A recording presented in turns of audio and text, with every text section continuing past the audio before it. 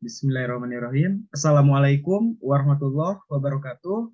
Di sini kami akan mempresentasikan terkait dengan proyek tugas yang telah diberikan dengan mata kuliah data mining dengan dosen pengampu Pak Tekat, dengan anggota kelompok ada Ramadan Taufik, saya pribadi Asep Saiful Miftah, dan rekan saya ada Umi Nur Hanifah. Terkait pembahasan proyek yang akan kami bahas, yaitu ada poin pertama ada business understanding, poin kedua ada data collection, poin ketiga ada jenis data, dan poin keempat ada kaitan dengan proyek yang akan kami bangun. Pada bagian business understanding ini, yaitu pemahaman tentang bisnis. Business understanding merupakan salah satu fase dari CRESP DM atau yang kita sebut dengan Cross Industry Standard Process for Data Mining, yang merupakan suatu model proses data mining dan ditetapkan sebagai prosedur, standar, serta bagian yang cukup penting pada data mining. CRESP DM dibangun oleh 5 perusahaan pada tahun 1996, yaitu ada perusahaan Integer Solution Ltd atau kita sebut dengan perusahaan ISL, Teradata, Daimler AG, NCR Corporation, dan OHRA. Business understanding membutuhkan pengetahuan dari objek suatu bisnis, bagaimana membangun atau mendapatkan data, dan bagaimana untuk mencocokkan tujuan pemodelan pada suatu bisnis sehingga model terbaik dapat dibangun. Pada bagian business understanding ini terbagi atas 4 tahapan. Pada tahapan yang pertama, yaitu kita akan menentukan dan juga memahami tujuan dari kebutuhan secara menyeluruh. Pada tahapan kedua, kita akan menerjemahkan tujuan ke dalam data mining. Pada tahapan ketiga, kita akan menentukan batasan dalam perumusan masalah pada data mining. Dan pada tahap yang terakhir, yaitu kita akan menentukan rencana dan juga strategi awal untuk mencapai tujuan yang telah kita tentukan.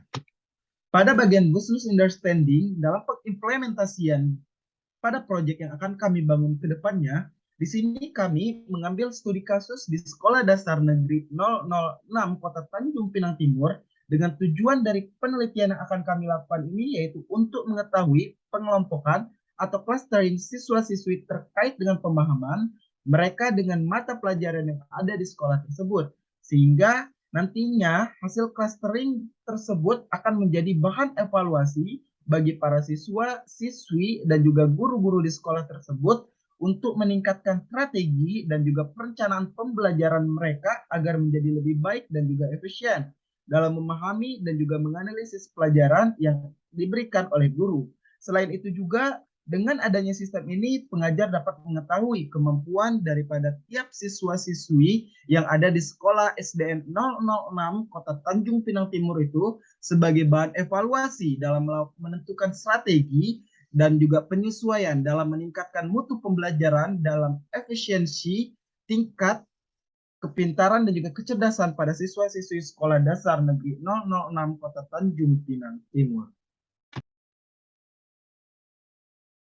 Baik, masuk pada data collection. Pengumpulan data atau data collection merupakan langkah utama dan terpenting untuk melakukan suatu penelitian, terlepas dari bidang penelitian. Tujuan utama dari data collection adalah untuk mengumpulkan informasi dari sumber terpercaya, mengukur dan menganalisis data menggunakan teknik yang tervalidasi standar.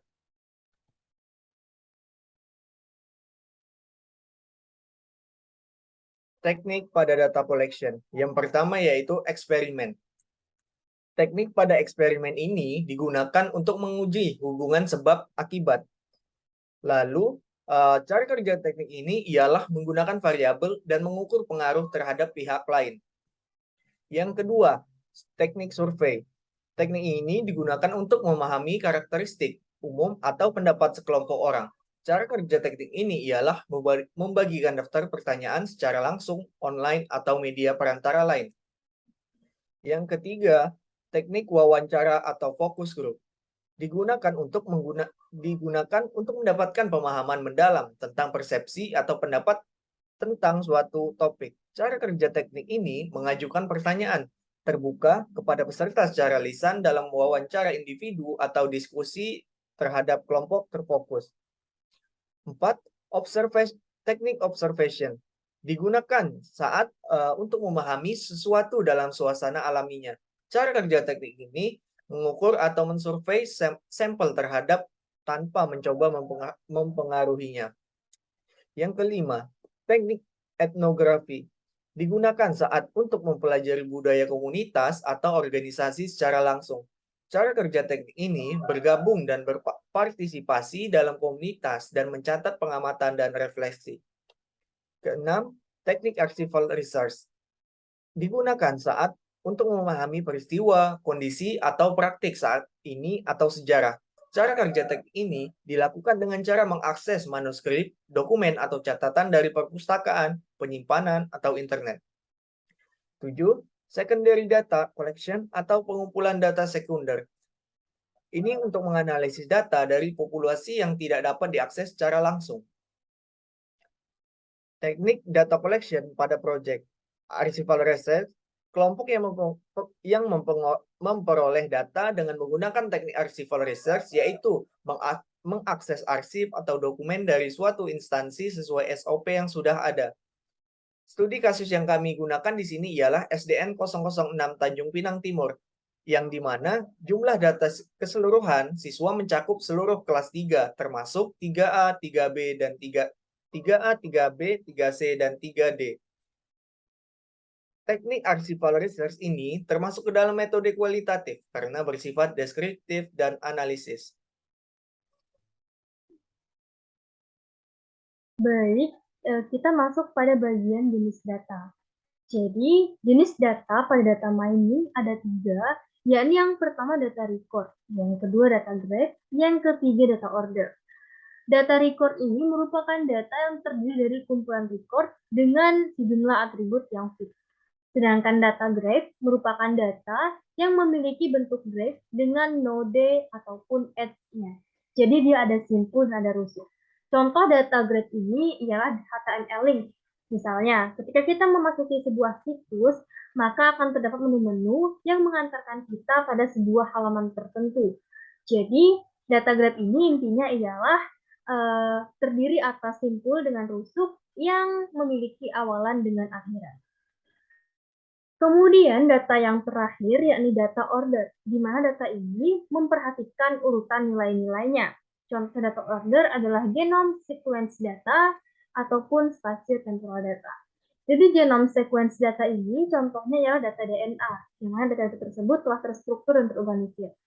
Nah, spatiotemporal data ini contohnya ialah map yang berbentuk spasial yang telah diambil dari satelit dan telah ditandai misalnya dengan warna yang sekian itu objeknya ialah demikian. Jadi telah ditentukan tanda dan objek-objeknya.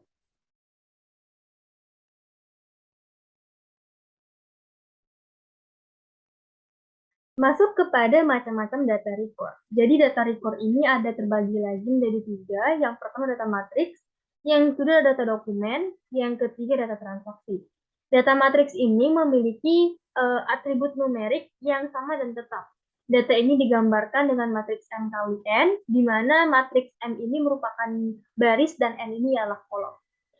Kemudian data dokumen. Data dokumen ini merupakan vektor term, di mana atributnya menjadi atribut dari vektor, dan jumlah term yang muncul mempengaruhi nilai dari setiap komponen dokumen. Biasanya data dokumen ini digunakan untuk mengetahui nilai kemiripan antar term dan bobot vektor. Kemudian data transaksi. Data transaksi ini meliputi satu set item pada tiap record. Contohnya ialah data struk belanja dari supermarket.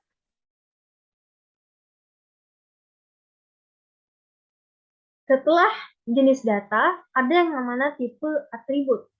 Tipe atribut ini ada 4. Yang pertama nominal, yang kedua ordinal, ketiga interval, dan keempat rasio.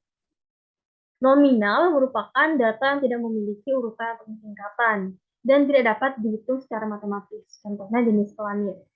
Lalu ordinal, data ini memiliki urutan, namun tidak dapat dihitung secara matematis, contohnya jenjang sekolah. Sedangkan interval, ia memiliki tingkatan dan dapat dijelaskan secara matematis, namun datanya tidak dimulai dari 0. Contohnya ialah ukuran pakaian. Sedangkan rasio, data ini dihitung secara matematis, dan datanya dimulai dari 0. Contohnya ialah berat badan, tinggi badan, dan sebagainya.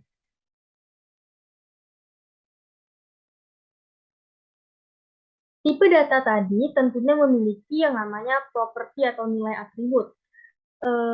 Tipe atribut tadi memiliki properti. Properti ini ialah nilai, yang mana properti ini ada 4. Yang pertama distinctness, yaitu sama dengan tidak sama dengan. Kemudian order, kurang dan lebih. Lalu addition, tambah dan kurang. Dan yang keempat multiplication, kali dan bagi. Nah, masing-masing dari tipe atribut tadi memiliki properti. Yang pertama, nominal, memiliki properti hanya distinctness saja. Kemudian, ordinal, memiliki distinctness dan order saja. Lalu, interval, hanya memiliki 3 dari 4 properti, yaitu distinctness, order, dan addition. Sedangkan rasio memiliki keempat-empat properti tersebut.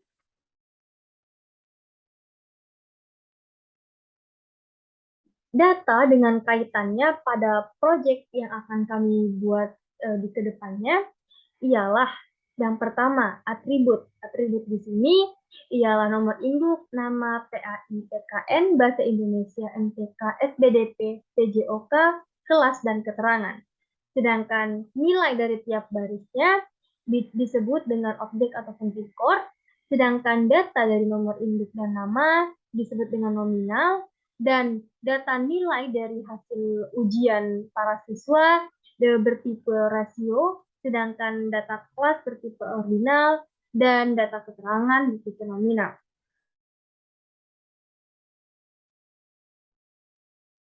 Demikian presentasi dari kami. Mohon maaf jika terdapat kekurangan maupun kehilafan. Terima kasih atas segala perhatian. Kami tutup dengan wassalamualaikum warahmatullahi wabarakatuh.